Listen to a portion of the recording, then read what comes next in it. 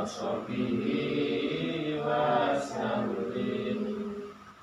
Baik, selanjutnya untuk menyingkat waktu saya langsung ke presensi ya. Yang mana di presensi ini nanti tolong koordinator menyampaikan ke saya kalau ada yang tidak bisa hadir atau berhalangan dengan alasan yang sudah disampaikan. Jadi yang kemarin sudah saya absen tidak masuk kemarin. Kemarin yang tidak masuk siapa ya? Semua.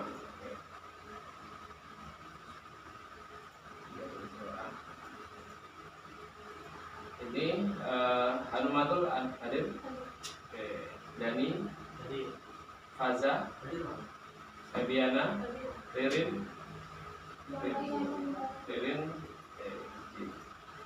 Nanda Subhi, Aula, Nur Aziza, Nur Lailatul, kemudian Wafik Fatur Rahman, Wasilatul Robihah, Amelia Rasida, Iqbal Habibi. Oke. Jadi langsung direkap oleh sistem nanti 11 orang yang hadir dengan nanti akan ada pemberitahuan di sistemnya masing-masing. Nah selanjutnya yaitu untuk kelompok saya langsung bagi ini biar tidak banyak ya, ini nanti ada ini pertemuan dua ini. Jadi kelompoknya saya bagi urut dengan ini biar mudah.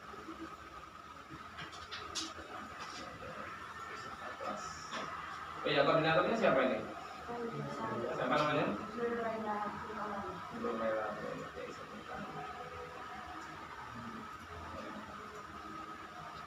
Jadi nanti di kelompok ini akan saya bagi untuk membuat praktek dua itu ya, intinya praktek analisis kebutuhan membuat daftar urut pegawai, sama satunya lagi yaitu membuat struktur organisasi atau bagian itu. Cuma itu adalah tugas pokoknya. Nanti ada tugas lain yang intinya itu jadi satu semua. Itu nanti tugas kemudian untuk mencapai itu di sini akan saya bagi kelompok. Urutannya ini yang kemarin di kelompok microloading yang lain. Ini saya akan bagi sesuaikan dengan abjad, sesuaikan dengan absen. Ada yang 4, ada yang 5, ada yang 4.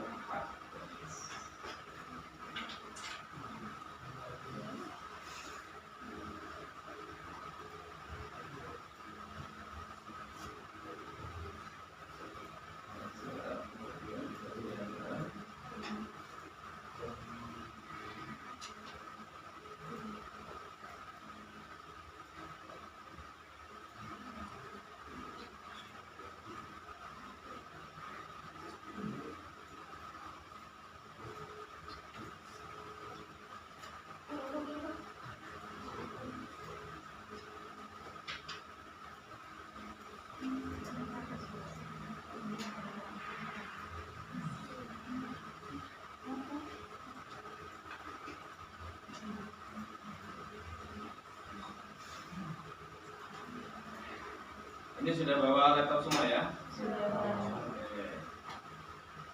Jadi karena kayak berkaitan dengan itu, diharapkan untuk mempraktekkan nanti dibagi tugasnya siapa yang bagian ini, siapa yang bagian ini. Kita targetkan untuk hari ini itu ada tugas yang take home, tapi kalau mau dilakukan di sini monggo sampai tuntas monggo ya. Nanti adalah membuat analisis kebutuhannya dan juga lain-lain. Nanti akan saya tulis di papan. Sedangkan untuk yang tugas yang ada di sini nanti adalah tugas mendirikan, membuat proposal izin pendirian sekolah. Jadi kalian ini anggaplah di rumah punya yayasan. Nah, di sini akan dilihat bagaimana kemampuan kalian dalam leadingnya. Ya. sekaligus mengetahui bagaimana itu analisis kebutuhan lembaga yang diperlukan ketika kalian nanti terjun ke masyarakat. Caranya bagaimana? Nah, ini nanti menyesuaikan. Nah, ini adalah kelompok yang saya bagi. Soalnya ini kelompoknya seterusnya ya. Nanti kalian akan tugas observasi di beberapa sekolah. Silakan tentukan sekolah mana. Itu ketika kita tugas yang manajemen sarprasnya.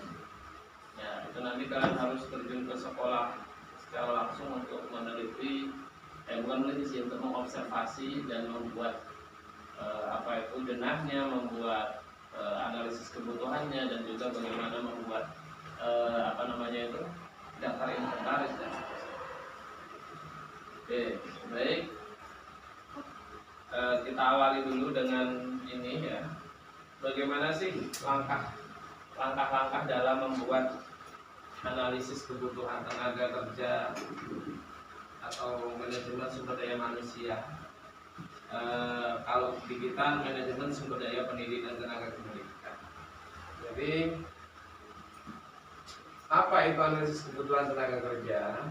Analisis kebutuhan itu adalah proses identifikasi.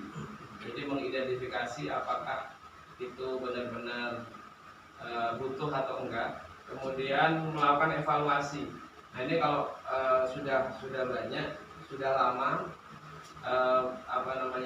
lembaganya sudah lama. Contoh, saya ambil contoh yang di UIN. Di UIN ini kalian melihat ada berapa jumlah dosen dan karyawannya. Total ada berapa kira-kira? 300 nyampe enggak? 1000 nyampe enggak? 800? Nah, kalau cuma satu yang jawab. 400? Bisa jadi. Jawaban yang masih ngambang.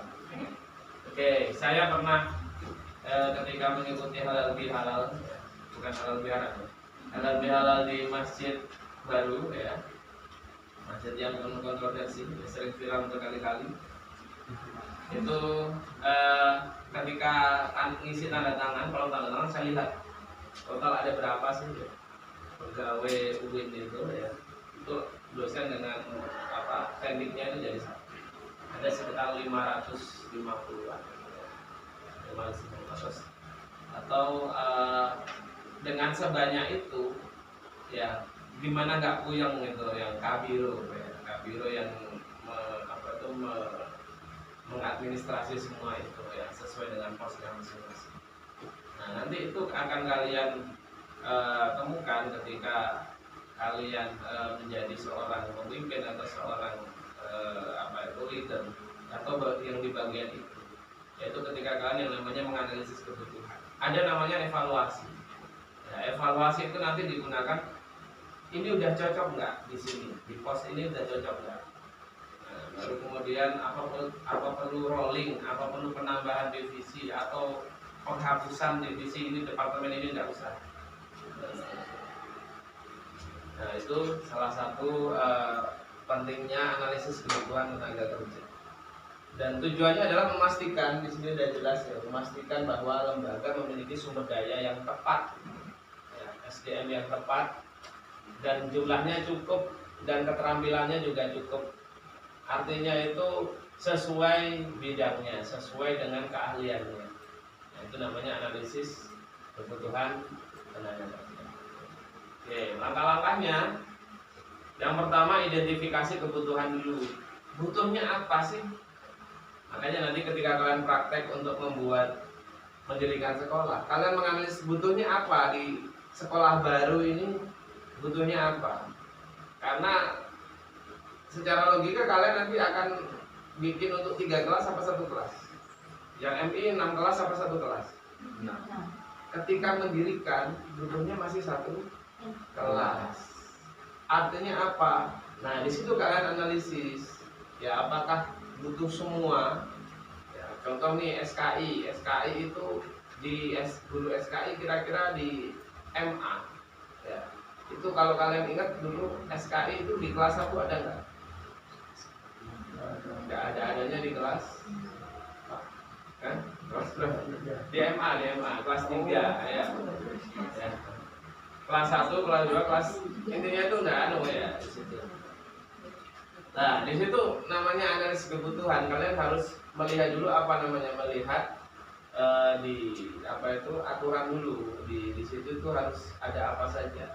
Nanti saya bolehkan kalian mencari sumber di internet ya, sumber di luar untuk mencari butuhnya apa saja. Dan diasumsikan kalian ini mampu ya, maksudnya yayasannya kaya. Ya, yayasannya banyak sawahnya, banyak sebenarnya, jadi kalian lengkap semua ya. Laboratorium ada, kemudian perpustakaan ada. Ya, itu nanti diasumsikan seperti itu. Jadi kalian benar-benar membuat sekolah ideal. Ya. Oke, jadi identifikasi dulu ya, apa tujuan bisnis jangka pendek atau jangka panjang. Tujuan jangka pendek apa, mau cuma bikin sekolah, pokoknya ada sekolah, atau mau bikin sekolah yang bagus sekalian. Itu nanti itu kalian perlukan di situ. Kemudian bagaimana perencanaan ekspansi dan diversifikasi, maksudnya mau membuka cabang atau enggak, atau mau di merger atau mau di gimana, atau kayak misal contoh Gontor ya, Gontor ada Gontor pusat ya, kemudian ada Gontor yang putri di mana gitu kan. Kemudian tantangan peluang yang dihadapi lembaga dalam industri atau pasar kerja. Jadi nanti kira-kira itu ada saingan nggak dari yang lain. Kemudian bagaimana cara kalau misalnya tiba-tiba COVID lagi, ya, itu tantangan di luar ya, secara eksternal. Nah itu diidentifikasi kebutuhannya. Kalau nanti kalau COVID lagi gimana, kita nggak punya operator. Nah, berarti tambahkan dalam identifikasi kebutuhan, butuh tenaga yang lulusan teknologi dan informatika atau IT ya, sebagai operator. Jadi cari lulusan UNED sana yang memang jurusannya S1-nya memang teknologi dan informatika itu untuk menjadi pegawai. Nah, jadi dari situ identifikasi kebutuhan lembaga, kemudian identifikasi kebutuhan karyawan.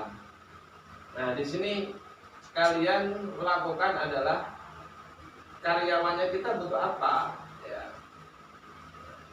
Contoh nih, kalian melakukan survei lokasi, ternyata satu orang keteteran, ya, banyak sekali, ya, banyak sekali yang mau diurusi. Contoh nih di BRI, ya, di BRI kalau kalian datang hari Senin itu full luar biasa. Atau di Bank Jatim ketika ada bansos, ya, jadi kan di Bank Jatim kan biasanya sudah kerjasama dengan pemerintah nih, ya. Nah itu semuanya SD se-Jember, SMP se-Jember, SMA se-Jember, MI se-Jember, Madin se-Jember, dan seterusnya, TPI Jember, ngambil satu semua. Nah, gimana caranya untuk menganalisis itu? Nah, itu yang apa itu perlu dilakukan Pak.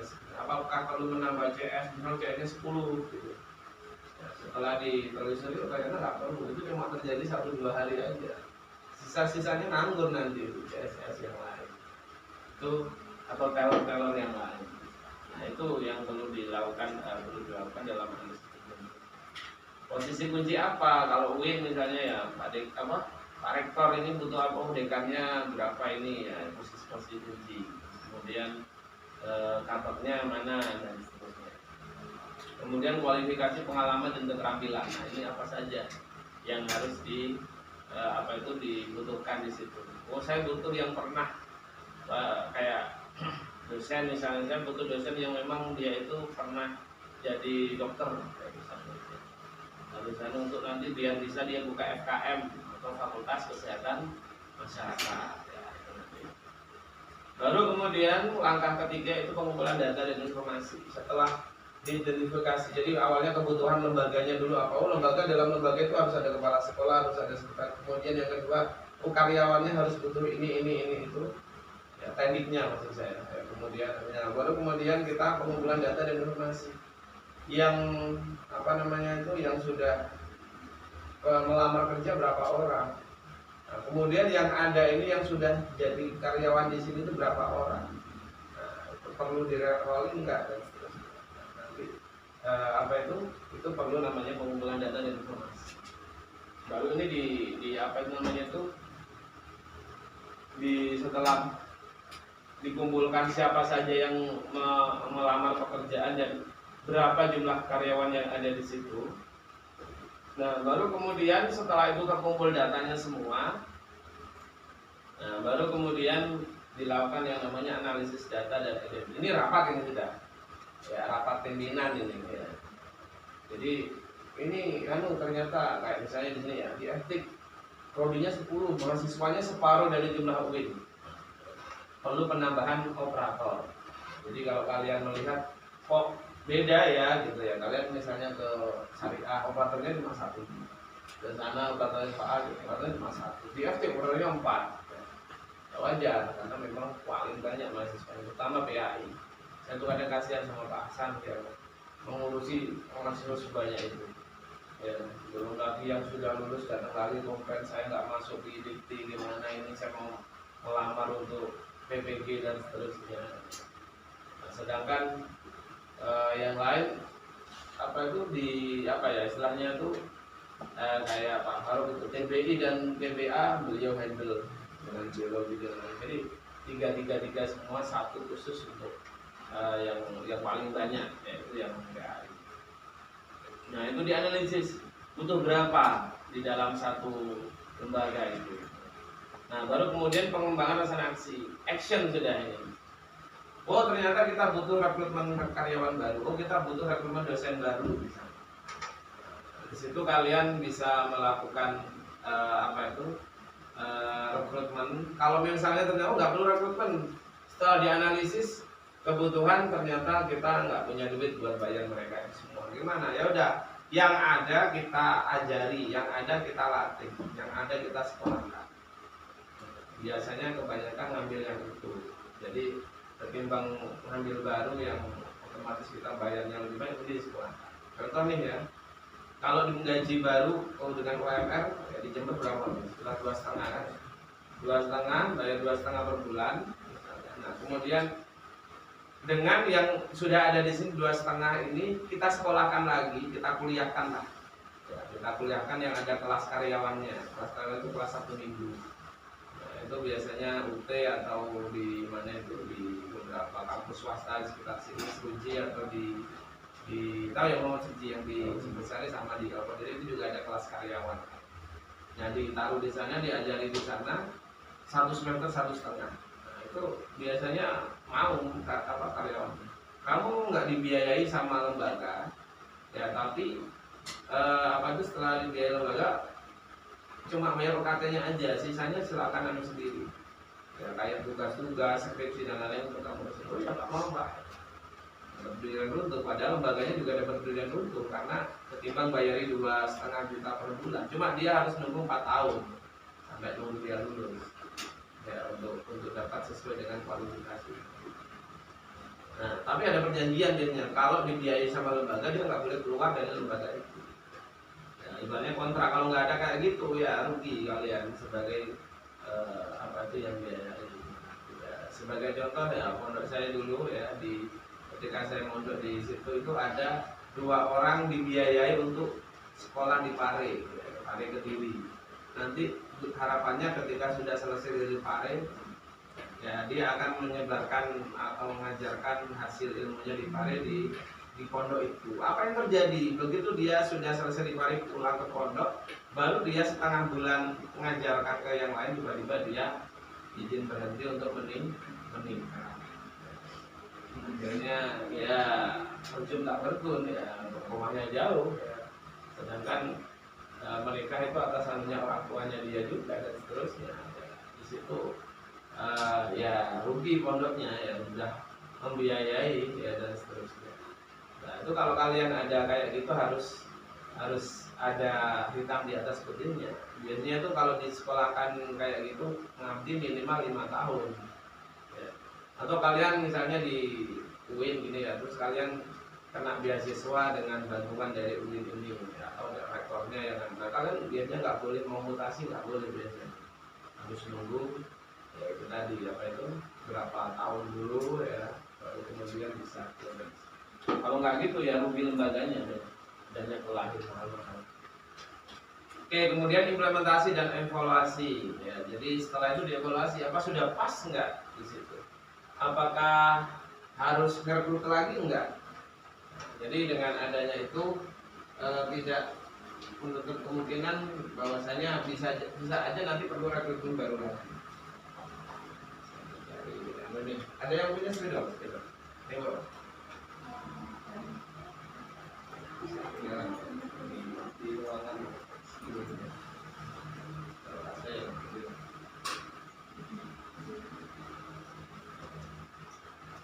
minta tolong mas ke lab, ke kantor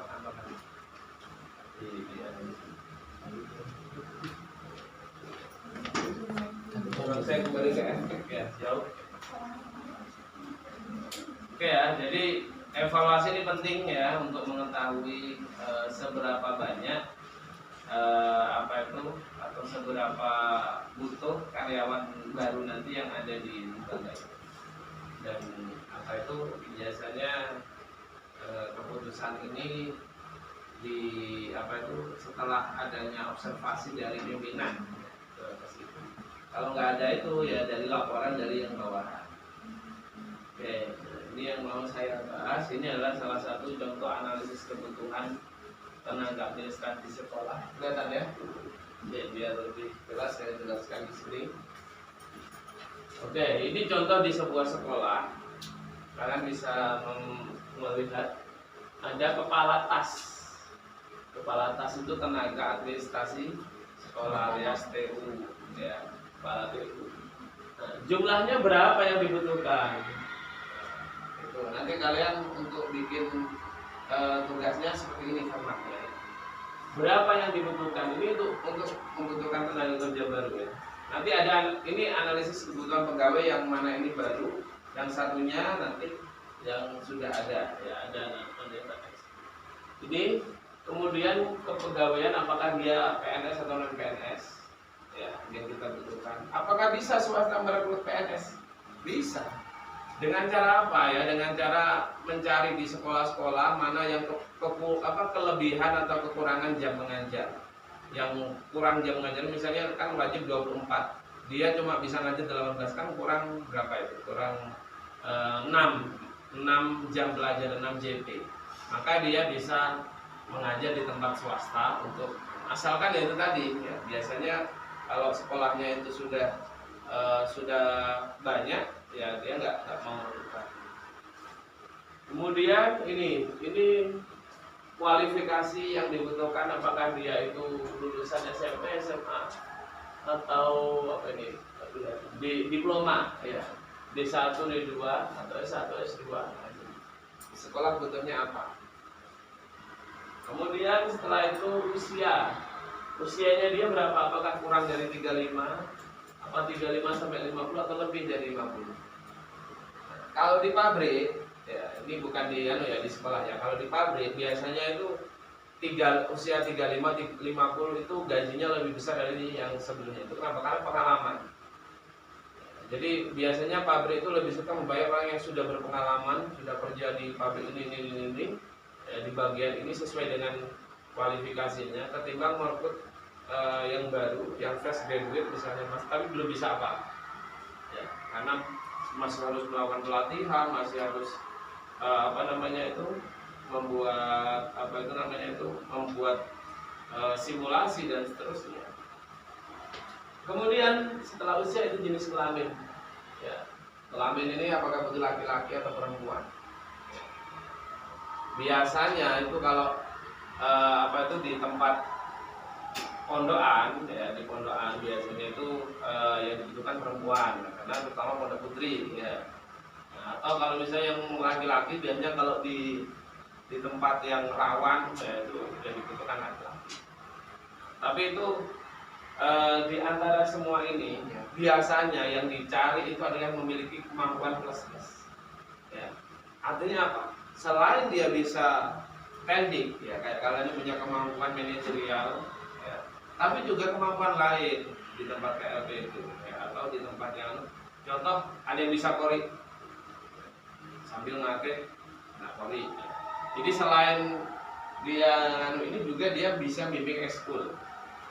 Ada yang punya kemampuan silat ya, nanti bisa melatih silat. Ada yang punya kemampuan bahasa Inggris, nanti bisa melatih ekskul bahasa Inggris. Biasanya yang diminta sekolah Itu yang punya kemampuan plus. Nah, jadi kalian jangan cuma berbekal sama skill itu saja, skill yang lain itu juga kurang. Nah, ini ada kepala tas, ya, ada di situ perpustakaan, ya, ada sarkas, ya, ada bagian pemanfaatan atau kearsipan, ya, dan seterusnya. Ada banyak sekali di sini yang bisa dibutuhkan. Ini dari mana? Dapat dari mana ini? Apa bagian-bagian ini? Ya, dari kebutuhan lembaga. Ada juga yang analisis berdasarkan jabatan, nanti akan saya jelaskan. Jadi jabatan yang harus ada itu apa saja? Ya, kemudian diadakan rekrutmen. Ya, atau kalau ini berdasarkan kebutuhan, kita butuhnya ada ini. Baru di situ turun yang namanya lowongan. Ya.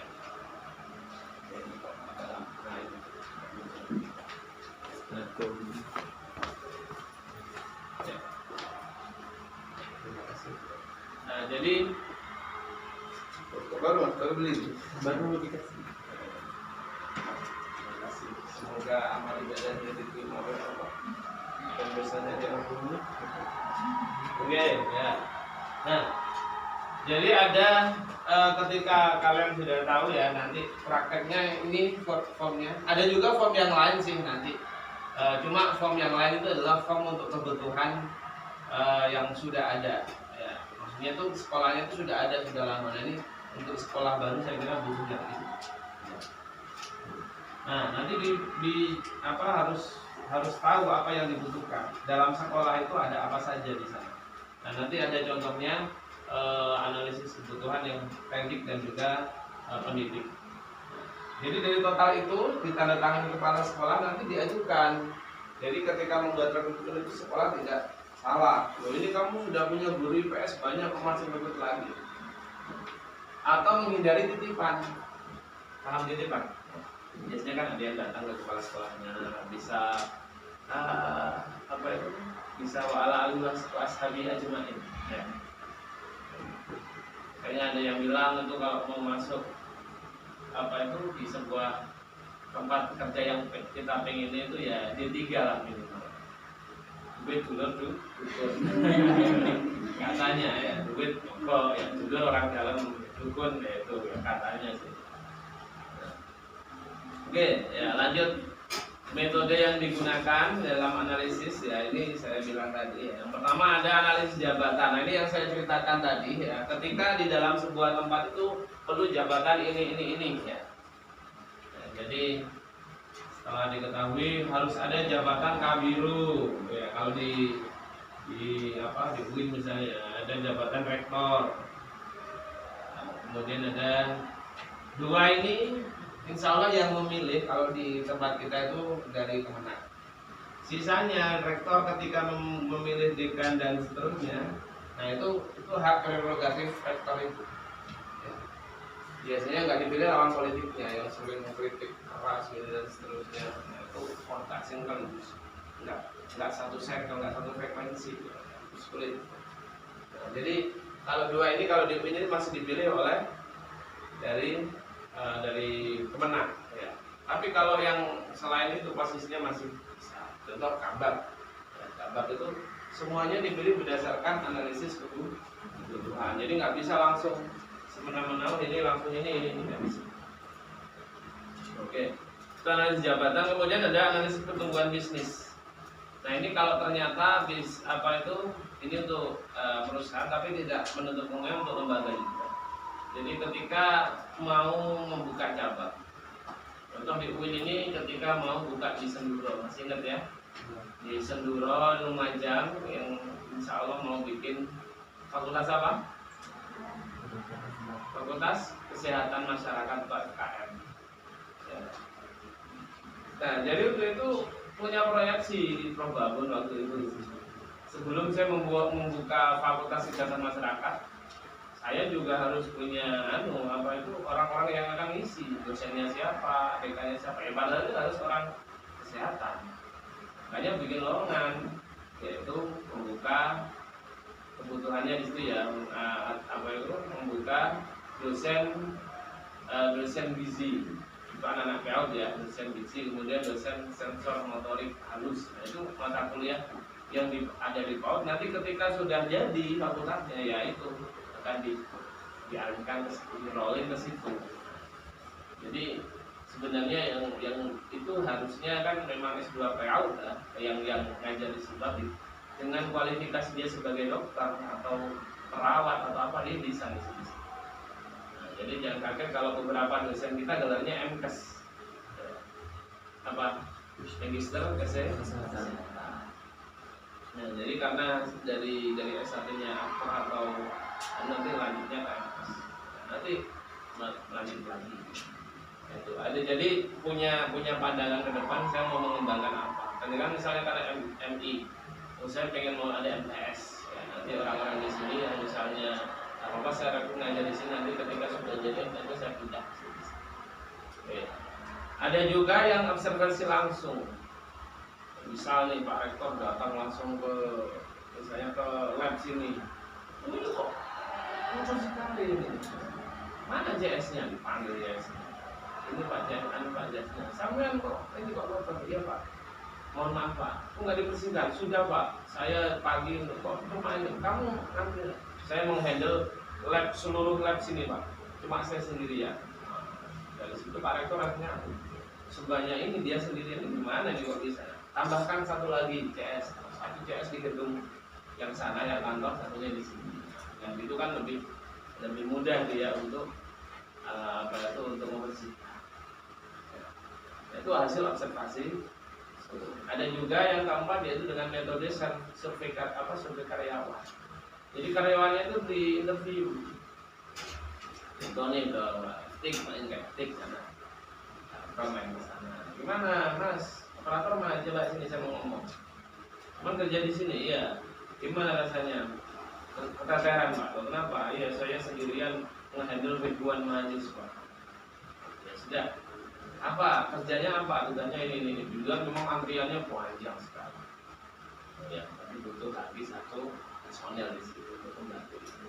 Oke, sama khusus bagian inilah bagian operator, yang sisanya itu yang tetek bengek yang lain, misalnya mau ngambil apa namanya itu jas ya, mau ngambil buku pedoman akademik atau mau ngambil apa, itu biar orang lain yang handle. Itu juga salah satu dari survei karyawan. Nggak tahu si pimpinan nggak tahu apa yang terjadi kalau tidak karyawan sendiri yang ngomong. Nah ini perlu ya, jadi jangan cuma menerima laporan dari yang harus tabayun ke lapangan langsung. Oke, kemudian manfaat adanya list kebutuhan ini apa? Yaitu adanya efisiensi, kemudian mengurangi turnover. Turnover itu kelebihan pegawai di satu tempat atau satu divisi. Contoh nih ya, kita yang hampir turnover itu adalah dosen MBI. Banyak sekali dosen MBI. Soalnya kenapa? Kita di sini S2-nya ada S2 MBI. Ya. Lulus itu ya otomatis kalau mau jadi dosen ya harus. Maksud saya banyak sekali dosen-dosen pegawai, maksudnya pegawai-pegawai di sini yang dia itu sekolah S2 di sini, lanjutkan kuliah di sini. Setelah lulus kan dia S2 dia pengen jadi dosen. Jadi alih fungsi dari pegawai ke dosen. Apakah ada? Banyak sekali di sini. Dia sudah layak untuk jadi dosen di sini, sudah bisa karena sudah S2. Nah dari situ bagaimana? Nah untuk itu akhirnya diterima, ada yang enggak, ada yang diterima. Nah yang diterima itu karena di sini dosen MBI sudah banyak ya, bagaimana nanti dibagi dengan aturan-aturan lengkap itu. Nah jadi akhirnya ya alhamdulillah itu ada mata kuliah manajemen pendidikan di hampir semua prodi, di PBI ada, di PAI ada, sehingga dosen-dosen MBI bisa mengajar itu meskipun nggak satu prodi. Nah, dosen MBI. Kemudian menyediakan sumber daya manusia yang tepat ya, pas sudah ya, dia ahli komputer dicari ilmu komputer, dia ahlinya ngajar taruhnya di pendidik, dia ahlinya di bidang psikologi ditaruh di BK dan seterusnya. Jadi sesuai. Kemudian menghadapi tantangan masa depan ya, nanti harus siap di masa depan ada apa ya, Misalnya kemarin udah COVID, siapa yang menyangka COVID akan datang? Ya, dari situ perlu adanya. Nah, ini contoh. Kalau tadi itu adalah analisis kebutuhan untuk yang memang berbasis jabatan atau kosong. Nah, kalau ini yang berbasis kebutuhan di lembaga. Ya, tadi kan jabatan ini ada apa enggak? Nah, ini contoh kalau di SMA itu menyesuaikan dengan rombel. Jadi untuk ini berapa rombel ini akan disesuaikan dengan kebutuhan.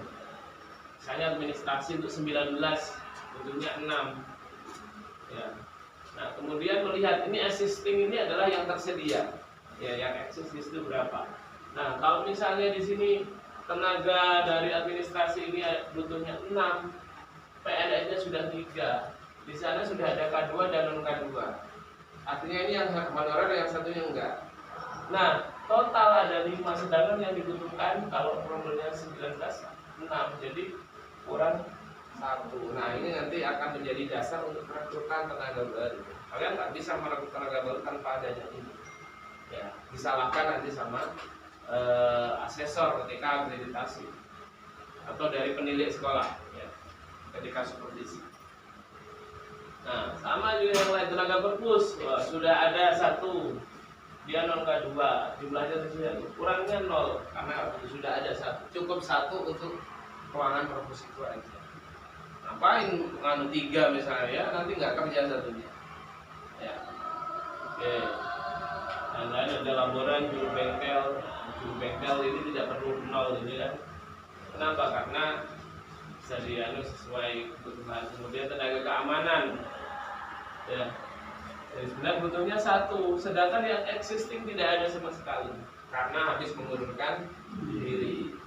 Kenapa kok tenaga keamanan mengundurkan diri? Ya, ini bercerita dari pengalaman saya dulu. Saya waktu ngajar di SMA itu ada saya akrab dengan satu satpam, tapi kemudian dia galau. Satpam pun bisa galau ya, karena dia ketika sebagai satpam nggak terlalu banyak gajinya. Nah, ada tawaran yang ini akan menaikkan anunya, yaitu sama satpamnya sih, cuma satpamnya beda tempat, yaitu di BRI. Ya, kan beda satpam BRI sama satpam sekolah itu gajinya bisa dia lagi. Kalau yang di BRI otomatis dia harus 6M. Ya. Nah, satu sekolah belum tentu ya, karena kan cuma pas sekolah aja ya, pas jam sekolah saja. Nah, itu makanya di sini sering ya keamanan itu mengundurkan diri. Jadi di sini kurang 1. Sedangkan yang lain kebersihan ini butuhnya 3, sudah ada semua. Jadi jumlah keseluruhan kebutuhan 12 ya, jumlah yang tersedia 10, berarti kurang 2. Pas timing, kurang 2 juga. Kayak ketika film-film itu ya, apa tiba-tiba ada petir, nggak tahu kok bisa pas timingnya gitu. Nah, ini adalah contoh analisis kebutuhan tenaga kependidikan di sebuah sekolah. Nanti kalian akan diminta seperti itu ketika kalian jadi PU atau punya sekolah. Nah, ini kalau tadi kependidikan, kalau ini pendidik alias GUGU RU, guru, digugu jadi guru. Itu apa singkatan resminya. Singkatan tidak resmi adalah guru. Let minggu tuh guru. Soalnya Senin sampai Sabtu ngajar terus. Ya. Oke. Ya, ini adalah salah satu analisis kebutuhan, apakah sekolah ini butuh guru atau tidak. Jadi jumlah sekian ya, ternyata tidak ada jumlahnya anunya Islam semua misalnya sih. Ya. Atau ini ada Kristen sama Katoliknya, ini kebutuhannya 1 ya dari sini. Nah, kemudian di PNS dan seterusnya jumlahnya yang tersedia ini. Nah, ternyata di sini jadi jumlah yang tersedia tidak membutuhkan guru. Ya, dengan demikian tidak perlu ada rekrutmen dalam 1 tahun ini. Ya. Jadi 1 tahun sebelum tahun ajaran baru itu membuat analisis kebutuhan seperti itu. Ini yang tersedia. Ya. yang tersedia di sekolah itu. Nah, kalau kalian misalnya mau bikin sekolah, ya jangan pakai yang ini sebenarnya. Kenapa? Karena sudah baru ada yang betul ya tadi analisis kebutuhan yang tadi yang dibutuhkan lulusan apa dan seterusnya. Tapi nggak masalah, ini untuk yang guru bisa kalian buat ya. Jadi nanti sebagai tugas ya, nanti kalian akan membuat yang tenaga pendidik, satunya tenaga kependidikan. Nah, untuk kalian tahu ini ada berapa jam pelajaran, kalian harus melihat kurikulum. Kan pernah dulu manajemen kurikulum ya? Belum? Semester berapa? Semester 3. Siapa? Misalnya Gunawan. Itu dikenalin kan sama apa itu kurikulum di sini, apa untuk SD seperti ini gitu. Kasih tahu. Kok senyum-senyum? Ya. Rombel ya, rombel itu adalah kelas. Oke, pertanyaan bagus ya. Jadi gini, semisal kalian bikin sekolah baru, ya, apakah langsung muridnya 200? Tidak, biasanya 20 berapa? Berarti rombelnya satu kelas itu toh, ya, satu ruangan itu toh. Kemudian tahun berikutnya yang kelas 1 kan otomatis naik ya kan ke kelas 2. Nah, kemudian yang kelas 1 ada satu lagi. Berarti berapa rombel? 2 rombel. Kemudian tahun berikutnya ternyata pendaftarnya banyak yang kelas 1, dibikin kelas satunya ada 2 yang daftar ternyata 50.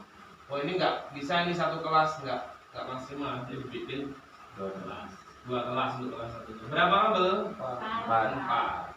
Ya, jadi seperti itu. 19 rombel itu berarti dia di sekolah itu ada 19 kelas. Ya, bukan 19 grade. Kalau grade itu kelas 1, kelas 2, kelas 3. Nah, ini jumlah rombongan belajar. Ya, rombel. Ya, nah, ini yang apa itu? Apakah ada baru berdiri langsung 2 rombel? Bisa aja. Baru berdiri ternyata peminatnya banyak. Karena di situ MI satu-satunya. Contoh punyanya Pak Nuruddin itu apa? Tahu? Ulul Albab.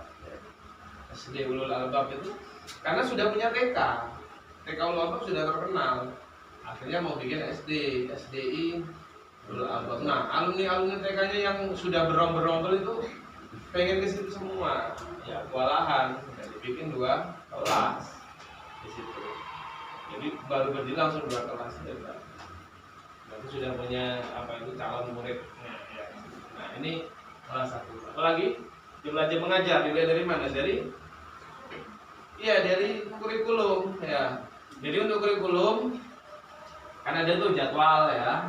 Kelas 1 ini apa itu PAI ya. Terus ini jam 1 ke jam 2 PAI, kemudian jam ketiga ke 4 ini BI bahasa Indonesia.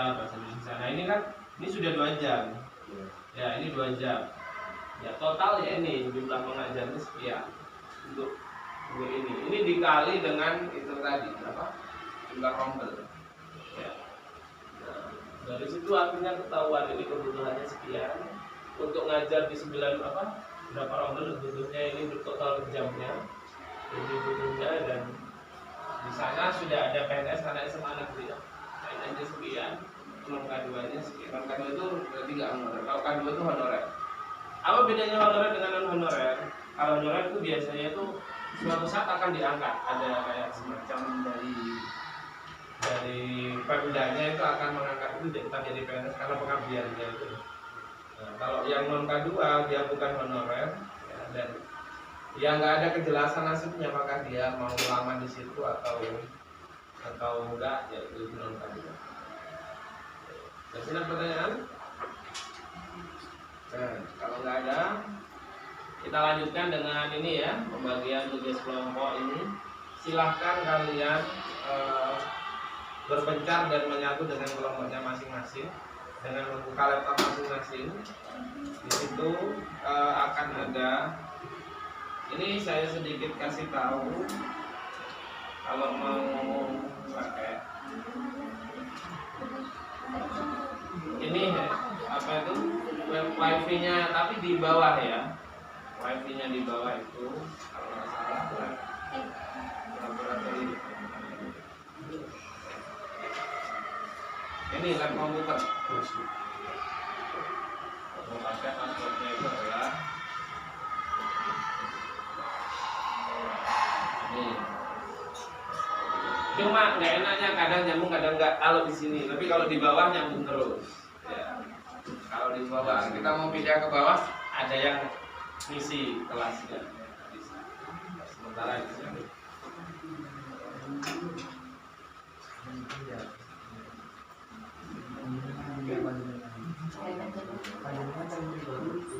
Ya, silakan bisa kita praktek sekarang. Prakteknya adalah membuat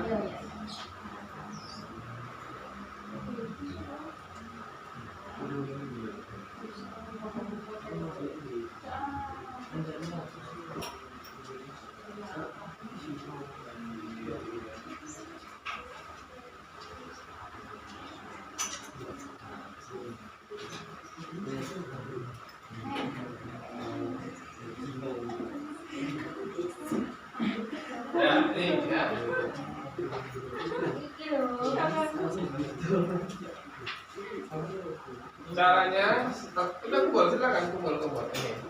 Banyak kursi nganggur kok ya. Nanti saya ajarin. Pertama kalian mencari proposalnya dulu. Caranya adalah download proposal yang sudah ada.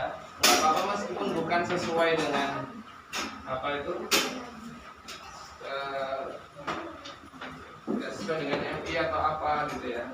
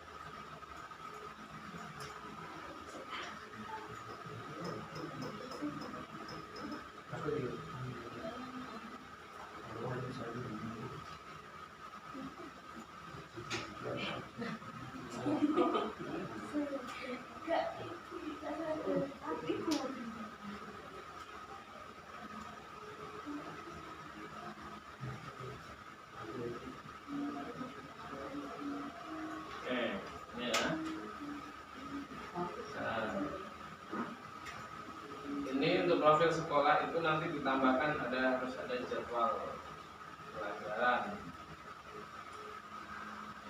Ya, ada itunya. Profil itu banyak ya. Nah, sampai hari itu plus.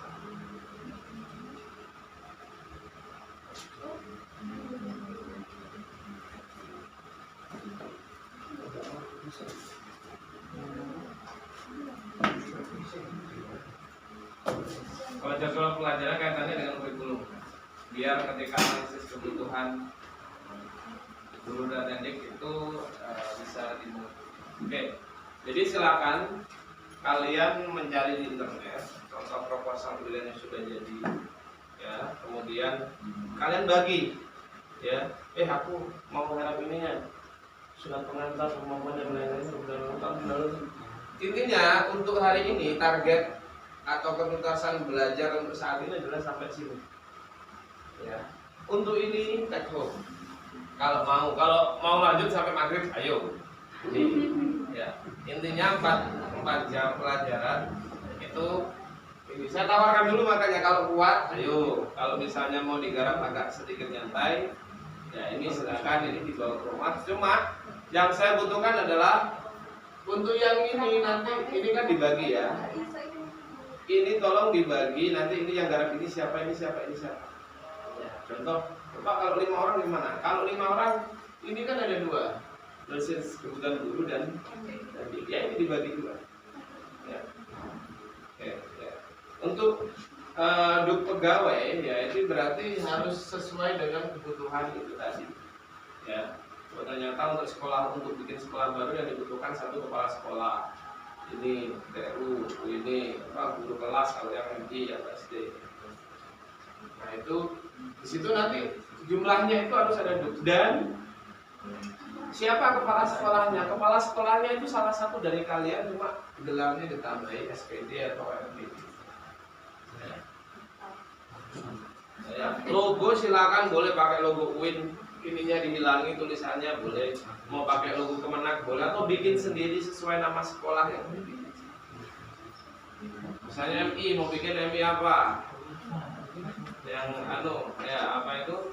Yang MTS mau bikin MTS apa?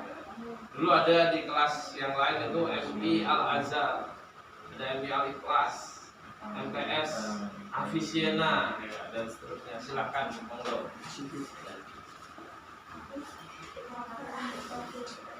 Profil ya.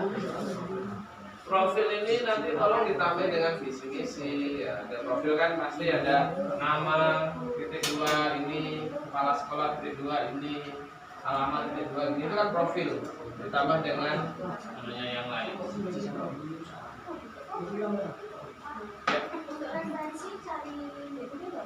Silakan. Monggo.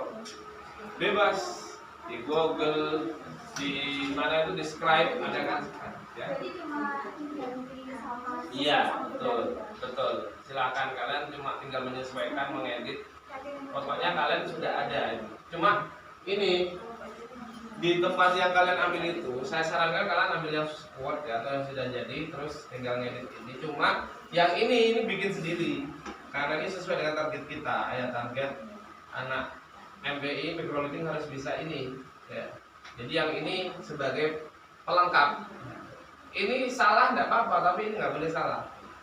Maksudnya salah mungkin salah 1-2 dengan belajar ya. Cuma itu nanti akan saya cek dulu sebelum. Kalau ini tuntas sampai 7, kita bisa selesai perkuliahannya lebih cepat ya. Maksudnya kalian tapi kalau mau lanjut sampai 11 di sini, monggo.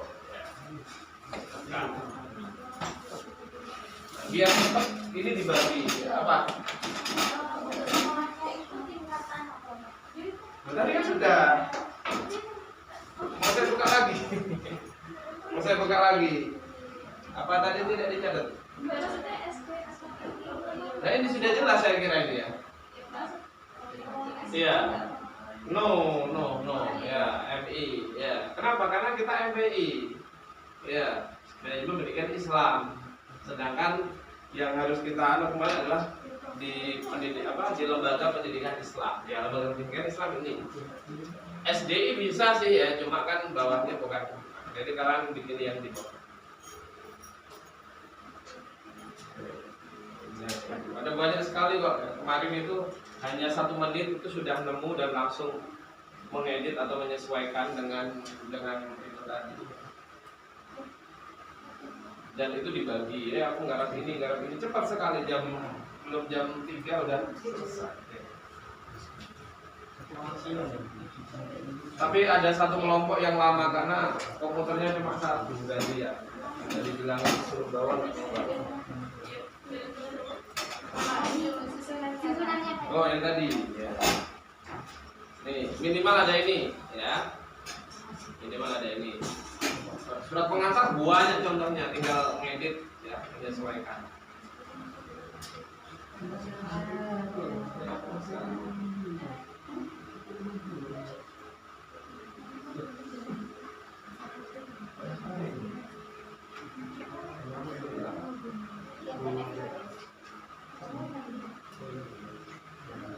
Contoh duk ya, nanti sebagai tugas. Contoh duk, saya udah kasih contoh ya. Duk Winkas udah tahu ya kemarin pertemuan sebelumnya. Daftar urut kepakatan duk itu ya. Jadi yang pertama kalau kalian ketua yayasan, nomor 1 yayasan, bawahnya kepala madrasah, bawahnya lagi waka ya, waka atau kemudian ada guru BK, ada guru kelas, ada guru dan seterusnya. Baru kemudian tadiknya ya. Apakah tadik bisa di atas? Bisa kalau ternyata dia masa kerjanya lebih lama dari yang lain. Cuma kan ini kan masih tahun pertama bikin sekolah ya. Jadi saya kira bisa diurut sesuai itu.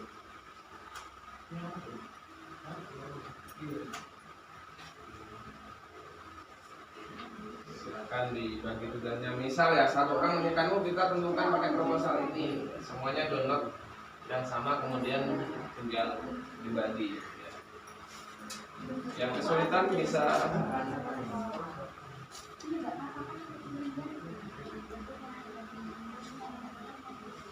ya, intinya nama orang-orang yang di kelompok ini nanti harus masuk di duk ya. Duknya nanti nama-nama kalian ini satu kelompok ini.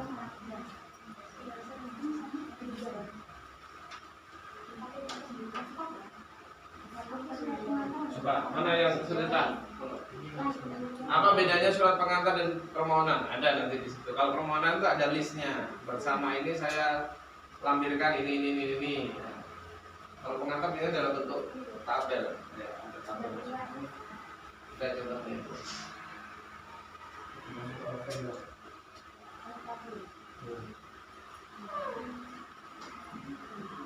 Yang banyak ini loh ya, yang banyak ini. Jadi yang ini mungkin bisa digarap bareng atau digarap berapa orang karena profil sekolah ini ada visi-misi, ada jadwal pelajaran, ada dan seterusnya. Ini sekolahnya terserah ya Pak? Bukan terserah, bikin. Jadi kalian satu kelompok ini bikin, kita bikin sekolah nih, kasih nama apa nih? Ya. Misalnya MTS Avatar, monggo.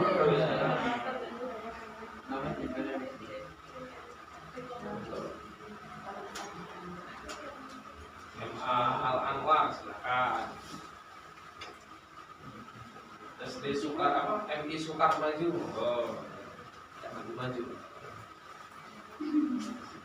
Yang lain mungkin ada kesulitan silakan. Bisa ya cara downloadnya kalau misalnya di subscribe ya ada itu.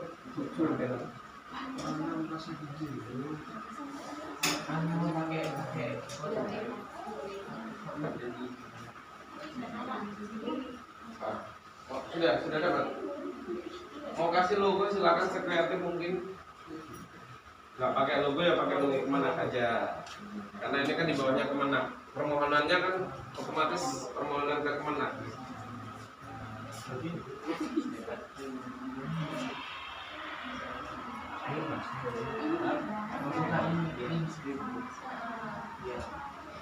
Ini nanti secara full ya dikumpulkannya H-1 ya.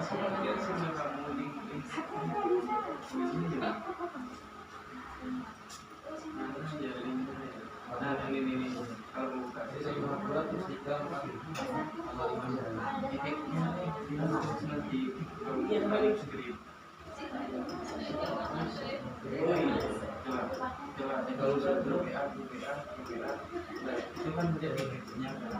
yang tidak masuk dikasih tahu ya. Tadi sudah difoto kan ya nama kelompoknya.